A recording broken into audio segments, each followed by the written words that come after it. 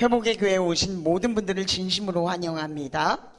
아멘. 여러분, 앞에 있는 그림, 이런 그림, 교회 다니시는 분이라면은, 예수 믿는 분이라면은 한 번쯤은 보셨을 것 같아요. 99마리의 양을 두고 한 마리의 양을 찾아가시는 예수님의 그림. 이런 그림도 있죠. 비슷한 그림입니다. 또 이런 그림도 있습니다. 그리고 이와 같은 그림들을 나타난 이제 성화라고 그럽니다. 성화라고 그러는데, 성스러운 그림. 이 그림이 나타난 유래가 이렇습니다. 이 유래를 보면요, 로마 시대 때 유럽에서 기독교가 국교가 됐어요. 나라의 종교. 우리나라는 국교라는 게 따로 없잖아요. 근데 이제 국교가 됐어요, 로마 시대 때. 근데 아시다시피 그때는 유럽 사회가 농업 사회다 보니까 학문적인 교육성보다는 기술에 대한 중요성이 더 강조되던 때입니다. 때문에 문맹률이 굉장히 높았습니다. 글을 몰라요, 사람들이. 근데 이 사람들에게 복음을 전하려고 하니까 성경을 나눠줘도 읽을 수가 없어요. 글을 모르기 때문에. 그래서 당시에 고안해낸 방법이 그림으로 복음을 전하는 것입니다. 이를테면은 우리 민준이나 민성이나 성주를 생각하시면 될 것 같아요. 아이들이 그림책을 읽잖아요. 근데 그 그림책 안에 그 그림만 보면은 모든 내용을 다 알 수 있게 들어있는 것처럼 그림 속에 예수님의 모든 행적들, 성경의 모든 역사들을 하나에 담아버리는 겁니다. 그래서 그렇게 복음이 전해졌어요. 그리고 오늘 화면 속의 이 그림은 우리가 다 아는 말씀, 본문의 말씀처럼 우리가 다 양 같아서 그릇 행하여 각기 제 길로 갔거늘 여호와께서는 모두의 죄악을 그에게 담당시키셨도다. 99마리의 양을 내버려 두고 한 마리의 양을 찾아 나서시는 예수님의 모습입니다. 근데 사실 이 그림은 마음으로는 이해가 됩니다. 예수님은 정말 이러신 분이구나, 사랑의 분이시구나, 이해가 되는데 사실 논리적으로는 그다지 이해가 되지 않습니다. 왜냐하면 한 마리를 찾아 나서면, 여러분 100마리 중에 99마리를 내버려 둔다고 하셨는데 이 99마리는 어떻게 될까요? 사실 이전에는 그런 얘기를 들은 것 같아요. 와서 이리가 와서 잡아먹어버리면 어떡하느냐, 사자가 와서, 곰이 와서 이것들을 잡아먹으면 어떡하느냐. 근데 그 정도는 이해가 될 것 같아요. 왜냐하면 한 마리를 찾아 나섰는데 한 마리를 잡아먹었으면 이게 사실 쌤쌤이라고 그러죠. 쌤쌤. 똑같이 되는 거잖아요. 근데 그 정도는 이해가 됐는데, 여러분 가장 목자에게 두려운 것은 뭐냐면 뭔지 아세요? 가장 목자에게 두려운 것은 다른 목자입니다. 다른 목자가 와서 99마리의 양을 통째로 가져가는 거예요.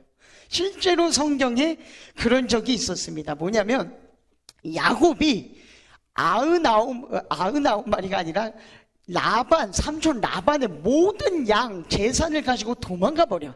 실제로 야곱이 그랬어요. 그리고 라반이 그것을 추격하다가 마지막에 잡아내는 일이 있었습니다. 실제로. 그래서 그 옛날에 이 시대 가운데에 양을 가지고 싸우는 그 목자들의 전쟁, 그리고 또 동물들이 먹는 우물을 가지고 싸우는 전쟁, 이것들이 너무나도 치열했다는 것입니다. 한마디로 99마리를 두고 한 마리를 찾아 나서는 이 행위는 오늘날로 치면은 정말 세상 말로 정신이 나간 행동이다, 옳지 않은 행동이다, 이겁니다. 근데 제가 이 논리가 이해가 되는 사건이 있었습니다. 제 수준에서 이 논리가 이해되는 사건이었어요. 제가 지난주에 초등학교에 수업을 하러 갔습니다. 이제 어디 학교였어요. 파양초등학교 아니고 어떤 다른 학교였어요. 다른 학교. 근데 첫날인데 수업 시간이 됐는데 이 남자애들 몇 명이 수업에 들어오질 않습니다. 그래서 다른 애들한테 얘네 빈자리도 오늘 결석을 한 것이냐 그랬더니 결석은 아니래요. 그러면은 얘네는 어디에 있느냐, 왜 지금 안 들어오느냐 그랬더니 애들 하는 말이 얘네는 원래 안 들어오는 애들이래요. 원래 안 들어오는 애들. 그게 무슨 말이냐? 근데 이 아이들 하는 말이 이전에도 그랬고 지금도 그런데 25분이 지나서도 안 들어온 적이 있고 30분이 지나서도 안 들어온 적이 있대요. 수업이 40분이거든요. 밖에서 놀다 들어오는 거예요. 그러면서 얘기를 듣는데 진짜 한 20분 정도가 지나니까 남자애들이 들어오기를 시작했어요. 한 4명 정도 돼요. 4명이에요. 4명. 근데 그 시간 그 아이들을 첫날에 첫 음으로 본 애들이니까 뭐라고 할 수가 없어요. 그리고 이제 다음 시간표를 봤더니 영어 시간입니다. 근데 또 학교가 영어 선생님이 따로 있으시더라고요. 그래서 영어 선생님이 들어오시고 저는 이제 밖에서 있는데 안에 소리가 장난이 아닙니다. 선생님이 조용히 해라 소리를 고래고래 잘 지르시고 앉아라 고래고래 지르시는데 애들은 말을 안 들어요. 그 4명이 완전 그 숭어 속의 메기들처럼 휘젓고 다니는 거예요. 계속 앉지도 않고 서서 뛰어다니고 처음에는 제가 생각하기를 이거를 내가 중간에 들어가서 어떻게 잡아야 되나 쟤네들을. 근데 또 그건 아닌 것 같아요. 선생님이 다른 분이 계신데 들어가는 것 자체가. 그래서 한참을 듣고 있었어요. 근데 이제 딱 거기 교감 선생님이 하신 말씀이 떠오르더라고요. 뭐냐면 여기 선생님, 담임 선생님이 여자 선생님인데 임신을 하셨다. 근데 이제 일주일 정도 몸이 안 좋으셔서 휴가를 내셨다. 그래서 몸이 안 좋으셔서 이렇게 임신을 하셨는데 출산을 하신 거느냐? 출산은 아직 안 하셨다. 근데 몸이 안 좋으셔서 출산을 안 하시는데 그게 가능한가 했는데 딱 그 장면을 보면서 그랬구나. 그런 일이 있었구나. 그리고 이제 수업이 끝났어요. 근데 그 남자애들 4명이 쉬는 시간이 되니까 또 어딘가로 나가려고 하는데 이미 땀이 삐질삐질 안 해서 얼마나 뛰어다녔는지 딱 잡았습니다. 걔네를 잡고. 너희 어디로 가느냐? 안 알려줘요. 그래서 어디로 가느냐? 회유하고 설득하고 나중에 진짜 여러 가지 방법을 통해서 결국에는 걔네 손을 붙잡고 같이 놀러 가는 데를 갔어요. 근데 갔는데 깜짝 놀랐어요. 5층이 넘는 거기 옥상으로 데리고 갑니다. 옥상으로 저를 데리고 가는데 거기 문이 잠겨 있더라고요. 근데 애들이 발로 빵 차니까 문이 열려요. 문이 열려요. 뻑뻑하던 문이 열려요. 그리고 이제 건물 안에 그 옥상에 보니까 이 작은 한 요만한 건물이 또 하나 있어요. 이 천장까지 올라가는 한 이 정도 되는. 봤더니 안에 열어보니까 물탱크가 있어요. 물탱크 아시죠? 그리고 이 건물 겉으로는 사다리가 있는데 여기 사다리로 올라가서 노는 거예요. 근데 문제는 이 물탱크 위치가 되게 끝자락에 있어서 얘들이 추락하면 옥상 위로 추락하는 게 아니라 밖으로 추락을 합니다. 땅바닥으로 5층 아래로 추락을 하는 위치예요. 그래서 이거를 가지 말라고 그래도 안 가지 않을 것 같은 거예요. 얘네가 내가 가지 말라고 그런다고 안 갈까? 오늘뿐이 안 가지 않을까? 이번 주뿐이 안 가지 않을까? 그래서 그때부터 이제 고안해 낸 방법이 얘네랑 같이 쉬는 시간 되면 같이 옥상 가는 겁니다. 같이 가가지고 그 물탱크 위에만 못 올라가게 하고 저는 그 앞에 계속 앉아서 애들하고 같이 놀기도 하고 10분 지나면 또 같이 내려와요. 10분 지나면 또 이제 수업 시간 지나면 또 같이 올라가요. 10분 지나면 또 내려와요. 쉬는 시간에. 그걸 계속하면서 이 아이들의 마지막에 문이 열렸는데 그 아이들이 이거 하트를 해줬어요. 저한테. 하트를. 그리고 제가 지금까지 만난 선생님 중에 최고의 선생님이었습니다. 딱 그 말을 듣는데 마음이 기쁘면서 나는 너희들을 다시 만나고 싶지 않아. 이런 생각도 들고 그랬습니다. 그리고 마지막에 학교측에 얘기해서 그 문을 잠갔어요. 근데 그때 이제 설교를 준비하면서 이 그림을 보게 됐거든요. 근데 눈이 조금 달라지더라고요. 오늘 말씀 제목이 뭐죠? 성숙입니다. 예전에는 이 그림을 볼 때 저의 위치가 항상 저 아기양 같았어요. 아기양 같은 위치. 근데 감히 이제 제 수준에서 말씀을 드리는 겁니다. 제가 이제는 저 아기양이 아니라 아기양을 잡아야 되는 위치라는 생각이 들었어요. 저 모습이 예수님이 저라는 게 아니고 내가 저렇게 살아야 되는데 내가 세상 가운데서 우리 입장이 그런 것 같습니다. 우리는 사실 엄연히 99마리의 양입니다. 이미 모여서 예배드리고 있어요. 내가 그래서 작은 예수가 되어서 또 다른 양을 예수님께 인도해야 되는 입장입니다. 근데 여기서부터가 논리적으로 이해가 안 되는 겁니다. 이를테면은 여러분 한번 생각을 해보세요. 지금이 11시 25분입니다. 11시 25분인데 제가 한 10시 50분 정도에 아까 전화를 했다고 생각해 보세요. 교회 안 와요, 목사님이. 왜 안 오나? 교회 근데 전화가 왔어요. 전도사님한테 전화를 드렸겠죠. 전화를 드려서 저 오늘 전사님 교회를 못 갈 것 같습니다. 네. 무슨 일이십니까? 왜 못 옵니까? 저 지금 어떤 집사님 한 분이 못 온다고 하셔서 지금 거기를 한번 가봐야 될 것 같습니다. 그럼 이제 여러분들이 저 목사가 좀 약간 갔구나, 이제 살짝 맛이 갔구나 이렇게 생각하시지 않으실까요? 근데 지금 성경이 이 말씀하시는 거예요. 성경이 이 말씀하시는 거예요. 그 나머지 양을 돌보지 않는 거. 그런 생각이, 근데 그게 우리의 심정인 동시에 또 성경의 요나의 입장이기도 합니다. 요나에게 예수님이 말씀하셨어요. 하나님이 말씀하셨어요. 니느웨로 가서 복음을 전해라. 근데 여러분 생각해 보세요. 지금 러시아와 우크라이나가 전쟁을 하고 있는데 딱 그 관계입니다. 니느웨하고 이스라엘이 전쟁 중이에요. 니느웨가 이기고 있어요. 니느웨가 적극적으로 이스라엘을 학살하고 있어요. 요나 입장에서 이해가 안 가는 거예요. 어떻게 나보고 저기를 가서 복음을 전하라는 거예요. 어떻게 하나님 저들을 사랑하시냐는 겁니다. 어떻게 하나님. 근데 여러분 제가 많은 그림들 중에 이 그림이 딱 생각이 났거든요. 이 그림. 제가 많은 그림들 중에 이 그림을 보게 된 것은 여러분 검은 양입니다. 검은 양. 하나님은 나의 원수 된 자도 사랑하십니다. 할렐루야. 나의 원수된 자도. 탕자의 형이 그랬습니다. 탕자의 형을 보면요, 탕자의 입장이 그래요. 탕자가 돌아오잖아요.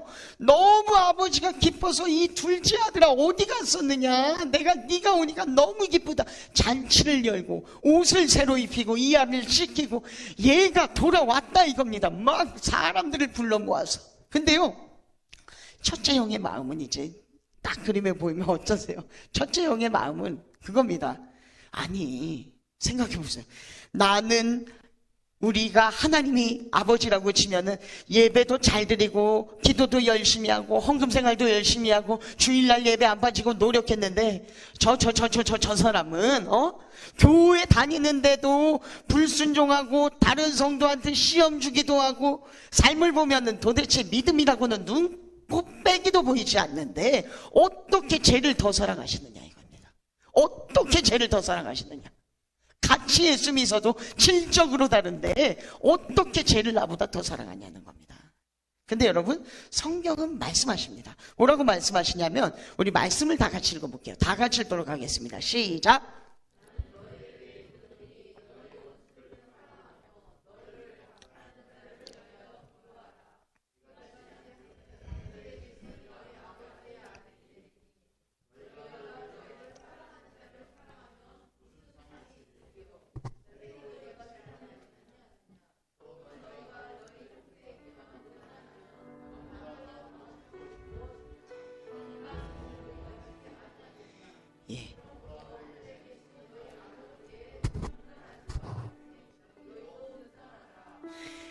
앞부분 보면요, 나는 너희에게 이르노니 너희 원수를 사랑하며 너희를 박해하는 자를 위하여 기도하라. 마지막 절에 그러므로 하늘에 계신 너희 아버지의 온전하심과 같이 너희도 온전하라. 여러분 가장 미운 사람을 위하여서 기도하래요. 가장 미운 사람. 우리 막 기도하잖아요. 하나님 아버지 나의 자녀를 축복하여 주시옵소서. 막 하나님 우리 가정 가운데 복을 내려 주시옵소서. 하나님 또 뭐 있습니까? 또 뭐 있습니까? 여러분 어떤 거 있으세요? 기도 제목 한번 말씀해 보세요. 예? 내 앞길을 열어 주시옵소서. 또 뭐가 있습니까? 또 뭐가 있을까요? 우리 민준이의 기도 제목은 뭐예요? 기도 제목이 뭔지 알아요? 혹시 기도 제목이란 단어를 몰라요? 예, 알겠어요. 굳이 길게 묻지 않을게요. 준이 이래서 제가 설교를 빨리 끝냅니다. 이 아이들을 위해서. 왜냐하면 우리 어른들은 설교가 빨리 끝나면 기분이 좋은데 이 아이들은 설교가 길어지면 트라우마로 나올까봐 내가 어쩔 수 없이 빨리 끝내는 거예요. 막 기도 제목을 막 기도한단 말이에요. 하나님, 이 아이들을 축복하여 주시옵소서. 나는 성경이 말씀하신 그렇게 기도하지 말아라. 너 미워하는 사람이지. 그 사람의 자녀를 축복하여 주시옵소서. 그 사람의 앞길을 열어주시옵소서. 그 사람의 가정의 평안이 넘치게 하여 주시옵소서. 그러면 온전하여진대요.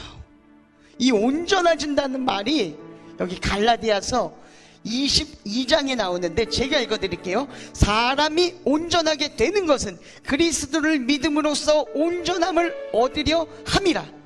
이는 내가 죽고 하나님에 대해 살려 함이라. 여기부터가 중요합니다. 내가 그리스도와 함께 십자가에 못 박혔나니 그런즉 이제는 내가 사는 것이 아니요 오직 내 안에 그리스도께서 사시는 것이라. 이제 내가 육체 가운데 사는 것은 나를 사랑하사 나를 위하여 자기를 위하여 버리신 하나님의 아들을 믿는 믿음 안에서 사는 것이라. 이것이 온전한 신앙이라고 말씀하십니다. 할렐루야. 여러분, 원수를 사랑하고 원수를 위하여 기도하시길 바랍니다.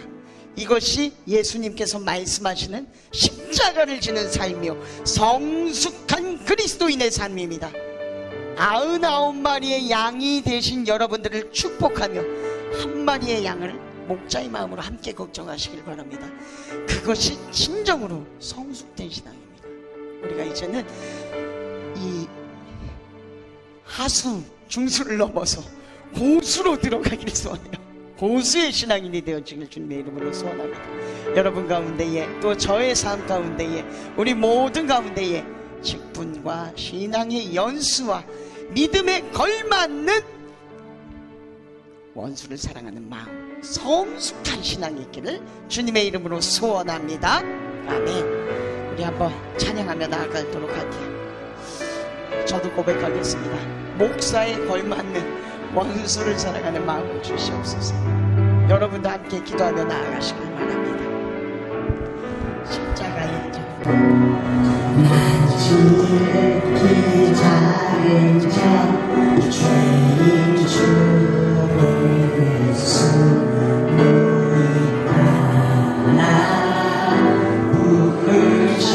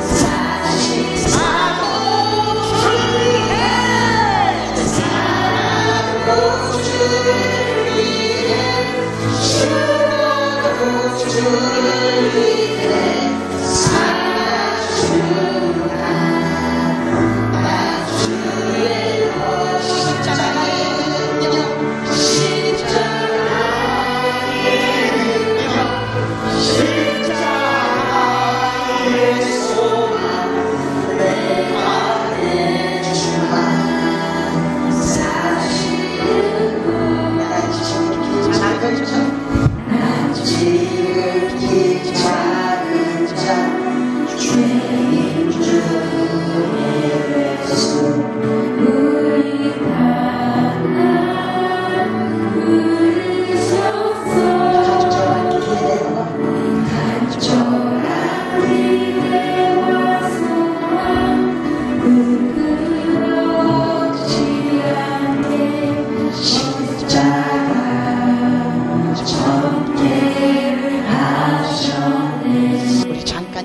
1분 정도만 기도했으면 좋겠습니다. 다 같이 눈을 감고 요즘의 나를, 근래의 나를 가장 힘들게 하고 나를 고통스럽게 하는 그 사람 한 사람이 좀 우리의 마음에 생각났으면 좋겠습니다. 그리고 주님, 내가 하나님의 말씀을 들은 바와 같이 원수를 사랑하라 하셨사오니 그 사람이 진정으로 주 안에서 축복받기를 원합니다. 이런 마음으로 좀 1분 정도만 성숙한 신앙의 모습으로 기도하도록 하도록 하겠습니다. 주님 아버지,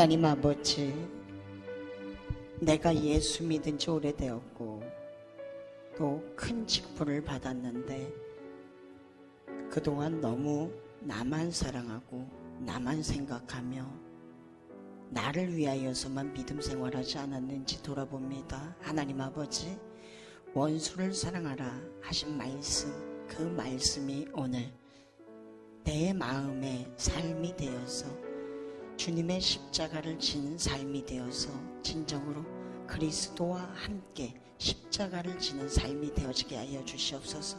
주님께서 원수를 위하여서 십자가를 지시고 그 원수를 사랑하셨을 때에 모든 것들이 다시 솟게 되는 힘이 있었던 것처럼 내가 원수를 사랑하는 마음을 허락하여 주시옵소서. 지금은 우리 주 예수 그리스도의 은혜와 아버지 하나님의 극진하신 사랑과 성령의 감동과 성령 충만하심이 오늘 나를 넘어 주변을 넘어 내가 사랑하는 사람을 넘어 원수를 사랑하고 원수를 위해 기도하고 그를 축복하며 그러므로 인하여서 성숙한 그리스도인이 되기를 소원하는 사랑하는 모든 성도들과 그 삶 가운데 이제부터 영원토록 십자가의 도우심이 영원히 함께 있기를 간절히 소원하옵나이다. 아멘.